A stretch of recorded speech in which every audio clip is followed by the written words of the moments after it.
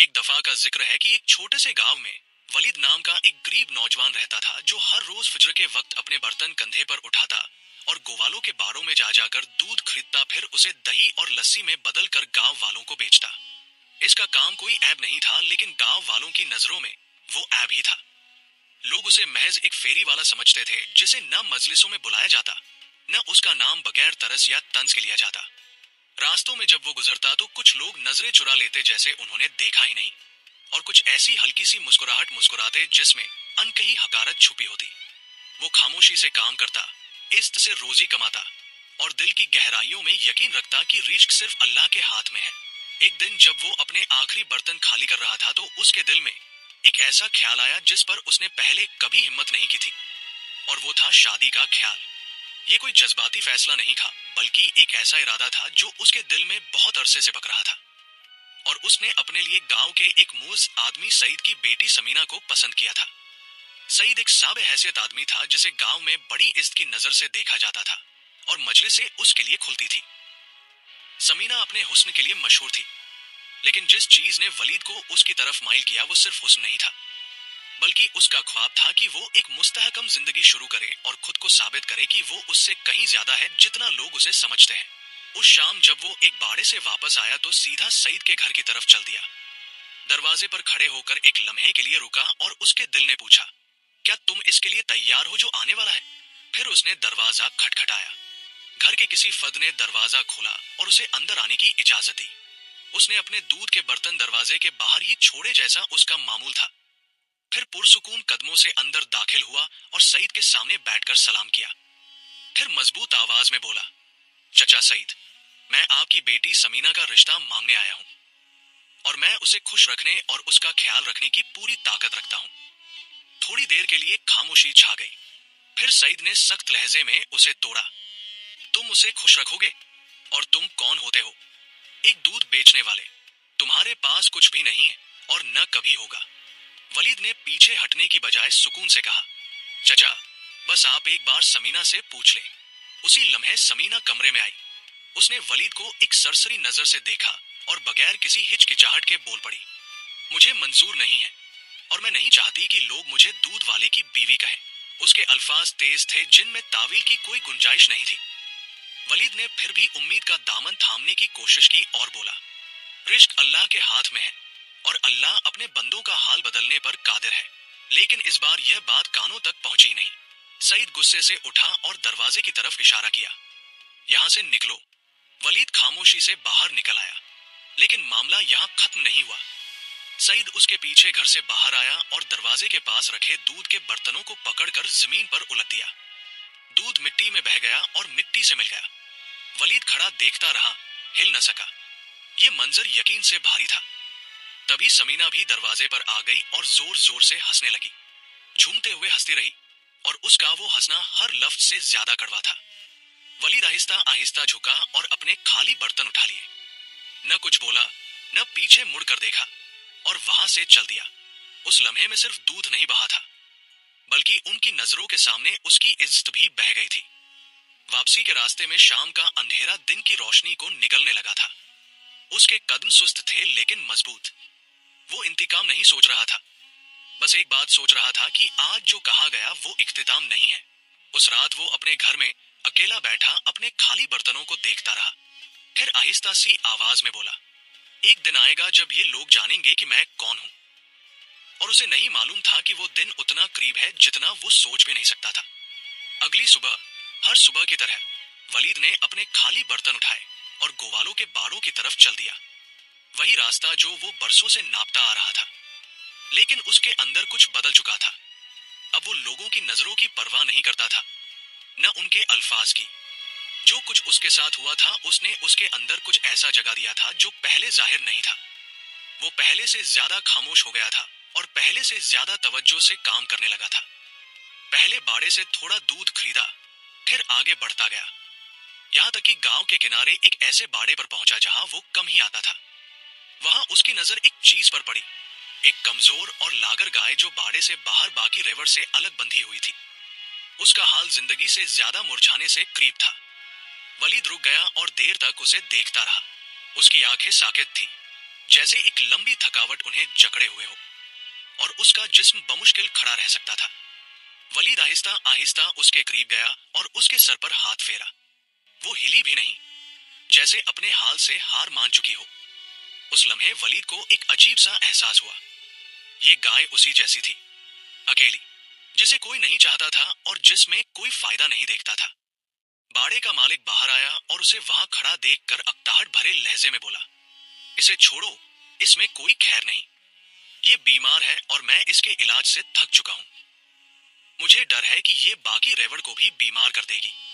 वलीद ने नजर उठाकर उसकी तरफ देखा और सुकून से पूछा, इसे कितने में बेचोगे? मालिक ने हैरानी से उसे देखा। क्या तुम संजीदा हो? वलीद ने साबित अकदमी से कहा, हाँ। मालिक ने एक लम्हे के लिए सोचा, फिर हल्के से तंज के साथ बोला, जो भी दे सकते हो दे दो, बस मुझे इसके बोझ से नजात दिलाओ। वलीद ने अपने पास मौजूद सारा पैसा दे दिया और उसकी रस्सी थाम कर उसे अपने साथ ले चला। ये मंजर बड़ा अजीब था। एक दुबला पतला नौजवान एक लागर गाय को लिए चला जा रहा है जो बमुश्किल चल पा रही थी।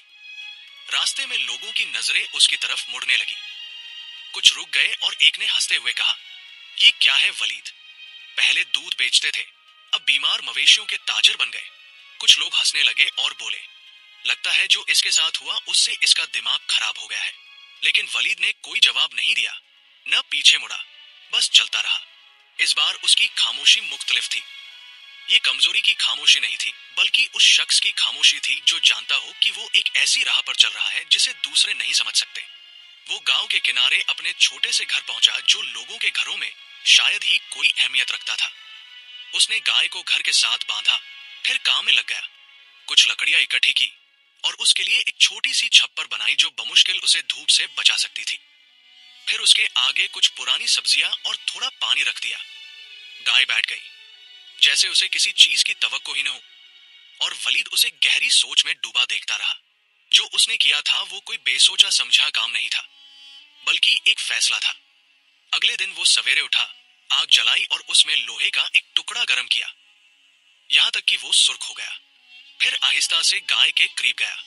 वो उसे पुरसुकून नजरों से देखती रही। उसने लोहे को उसके पेट की एक मखसूस जगह पर लगाया।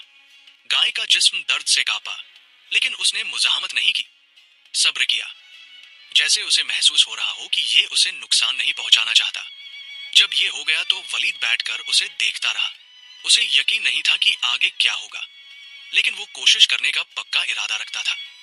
उसी दिन वो गांव गया और थोड़ा सा सिरका और लहसुन खरीदा। वापस आकर उन्हें पानी में मिलाया और गाय के आगे रख दिया। पहले उसने नहीं पिया, फिर कुछ देर बाद आहिस्ता आहिस्ता चुस्कियां लेने लगी। पहला दिन गुजरा, फिर दूसरा, फिर तीसरा, और वलीद हर रोज उसे गौर से देखता रहा। हर दिन एक छोटी सी तब्दीली नजर आती जो दूसरों को शायद नजर ना आती, लेकिन उसकी आंखें देख लेती। पहले वो ज्यादा मजबूती से खड़ी होने लगी, फिर खाने लगी, फिर उसकी भूख बढ़ने लगी, और दिनों के गुजरने के साथ उसका जिस्म भरने लगा। एक हफ्ते बाद वो पहले जैसी नहीं रही थी। 2 हफ्तों बाद वो बिल्कुल बदल चुकी थी, और एक महीने बाद कोई ये यकीन नहीं कर सकता था कि ये वही गाय है जो मरने के करीब थी। वो अब ताकतवर और भरी भरी थी, और उसकी आंखों में जिंदगी वापस आ गई थी।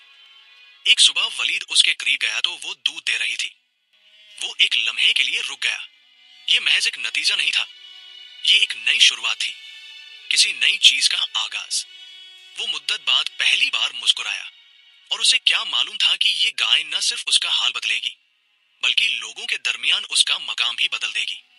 जब से गाय ने दूध देना शुरू किया, वलीद को जल्द ही एहसास हो गया कि उसके हाथ में जो है वो कोई मामूली बात नहीं है। ये महज किस्मत नहीं थी, बल्कि एक आगाज था। दूध दिन ब दिन बढ़ता गया, इतना कि पहले वो पूरे गांव के बाड़ों से जितना इकट्ठा करता था उससे भी ज्यादा हो गया। और यूं लगता था जैसे इस गाय ने उसे सिर्फ दूध नहीं, बल्कि एक नया दरवाजा खोल कर दे दिया हो। एक सवेरे उसने अपने बर्तन भरे और बाजार का रुख किया, लेकिन इस बार फर्क था। अब वो बाड़ों से खरीदने नहीं जा रहा था, बल्कि अपना माल बेचने जा रहा था। अपनी जगह पर खड़ा हुआ और लोग खरीदने आने लगे। बाड़ों के मालिकों ने देखा कि वलीद आज खरीद नहीं रहा, बेच रहा है। अगले दिन वो उससे भी ज्यादा लेकर आया, फिर उससे भी ज्यादा। लोग हैरान होने लगे। लगता है इसका कोई खास जरिया है, जरूर कोई राज है। लेकिन वलीद ने कुछ नहीं बताया। वो उन्हें कायल करने में नहीं लगा था, बस आगे बढ़ने में लगा था। एक रात उसने अपनी कमाई गिनी और दिल में कहा, मैं यहाँ नहीं रुकूंगा, मुझे आगे जाना है। अगले दिन वो एक और गाय खरीद लाया, इस बार बीमार नहीं बल्कि तंदुरुस्त और ताकतवर। उसे पहली वाली के साथ बांधा और काम नए सिरे से शुरू कर दिया।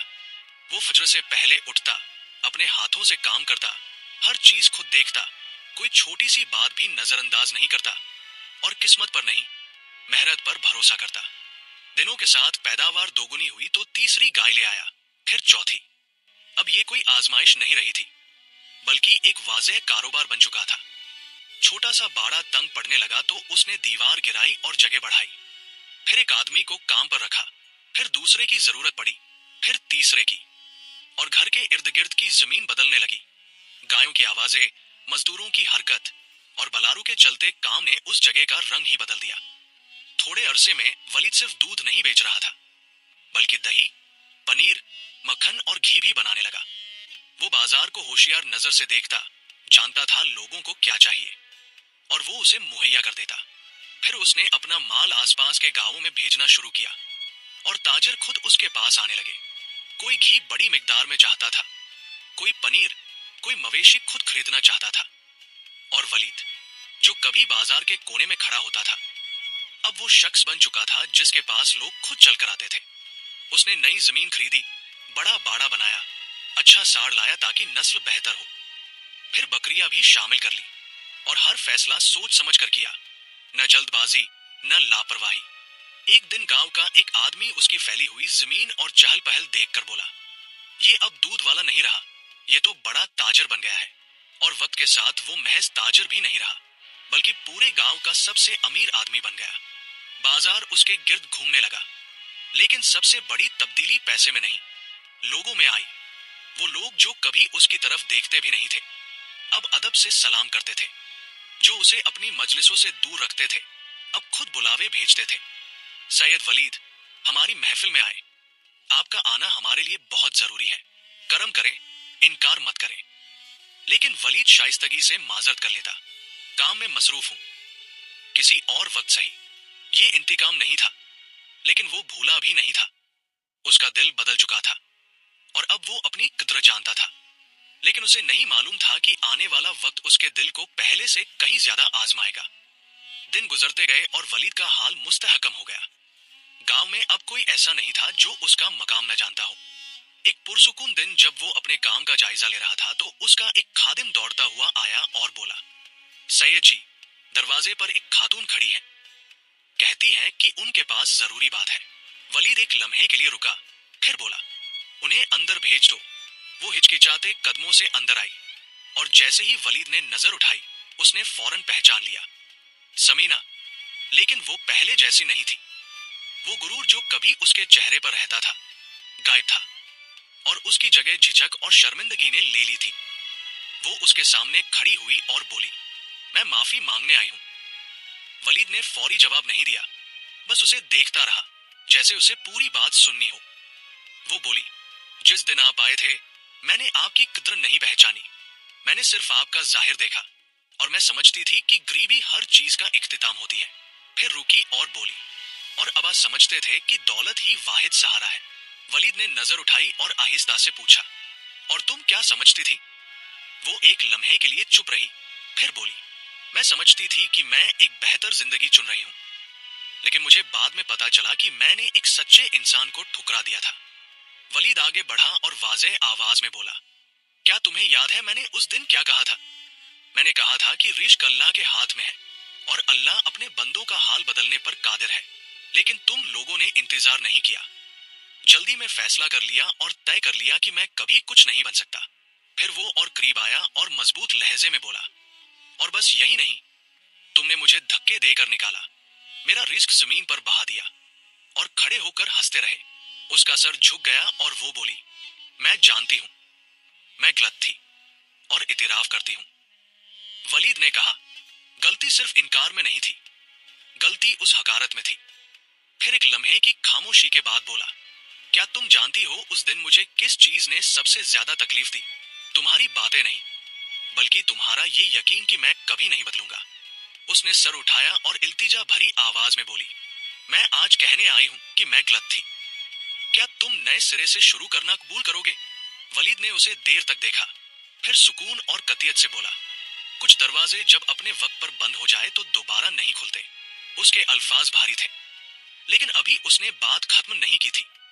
وہ بولا، میں نے خود کو بدلا نہیں تاکہ تمہارے پاس واپس آؤ. میں نے اس لیے بدلا تاکہ اپنا راستہ مکمل کروں. پھر بولا، جو ہوا وہ ہو گیا. خاموشی چھا گئی. پھر سمینا نے ٹوٹی ہوئی آواز میں کہا، ابا اب پہلے جیسے نہیں رہے. ان کا کاروبار ڈوب گیا، لوگ چھوڑ گئے، اور وہ اپنے دنوں کو پچھتاوے میں گزار رہے ہیں. اب وہ کسی کے سامنے سر نہیں اٹھا سکتے. ولید نے آہستہ سانس لیا اور بولا، دنیا کسی کے لیے نہیں ٹھہرتی. یہ ان کے لیے بھی سبق ہے جیسے میرے لیے تھا. پھر بولا، لیکن ہر انسان کا اپنا راستہ ہوتا ہے. سمینا سمجھ گئی. نہ وہ سخت تھا، نہ ظالم، لیکن بالکل صاف تھا. وہ ایک لمحے کے لیے کھڑی رہی، پھر مڑی اور چلی گئی. ولید وہیں کھڑا رہا. نہ فتح کا احساس تھا، نہ پچھتاوا، بلکہ ایک عجیب سا سکون تھا، جیسے سب کچھ اپنی صحیح جگہ پر آ گیا ہو. کچھ عرصے بعد اسے ایک پڑوسی گاؤں کے بڑے تاجر کی خبر ملی جو اپنی دیانت اور سچائی کے لیے جانا جاتا تھا، اور اس کی ایک بیٹی تھی جو اپنے اخلاق اور انکساری کے لیے مشہور تھی. ولید خود ان کے پاس گیا اور رشتے کی بات کی، اور رشتہ طے ہو گیا. شادی بغیر کسی دکھاوے کے ہوئی، سادہ لیکن معنی سے بھرپور. اور جب اس کی بیوی اس کے گھر میں داخل ہوئی تو وہ محض ایک گھر میں نہیں آئی، بلکہ ایک ایسی زندگی میں آئی جو صبر اور محنت سے بنائی گئی تھی. اور گاؤں والے اب ہر روز ولید کو دیکھتے تھے، لیکن پہلی والی نظر سے نہیں، بلکہ ایک ایسی کہانی کی طرح دیکھتے تھے جو نسلوں تک سنائی جائے گی. ایک ایسے آدمی کی کہانی جس نے توہین کا جواب الفاظ سے نہیں دیا، بلکہ اپنے کام سے دیا، اور جس نے اپنے آپ کو بحث سے نہیں بلکہ نتیجے سے ثابت کیا. اور یہاں ولید کی کہانی کا اختتام ہوتا ہے. اس کہانی میں ہمارے لیے بہت سے سبق ہیں. بہت سے لوگ کسی سے پہلی ملاقات میں ہی اس کا طبقہ اور حیثیت دیکھ کر طے کر لیتے ہیں کہ اس سے کیسا سلوک کرنا ہے. وہ یہ بھول جاتے ہیں کہ اسلام میں کوئی طبقہ بندی نہیں. ہمارے نبی صلی اللہ علیہ وسلم غریبوں سے محبت کرتے تھے، ان کے ساتھ بیٹھتے تھے، ان کے ساتھ کھانا کھاتے تھے. اور اسلام میں عزت کا اصل معیار صرف تقویٰ ہے، اور شاید جسے آج لوگ اس کی کمزوری کی وجہ سے حقیر سمجھ رہے ہوں، کل وہی ان کی ضروریات پوری کرنے والا بن جائے. اور اللہ کی شان دیکھیں کہ وہ حالوں کو کیسے بدلتا ہے.